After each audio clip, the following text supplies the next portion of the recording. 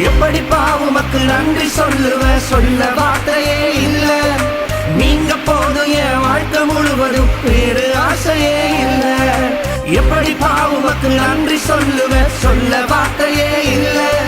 நீங்க போதும் என் வாழ்க்கை முழுவதும், வேறு ஆசையே இல்ல. என் தாய் உருவாகும் முன்னே என் கருவை கண்டீரையா.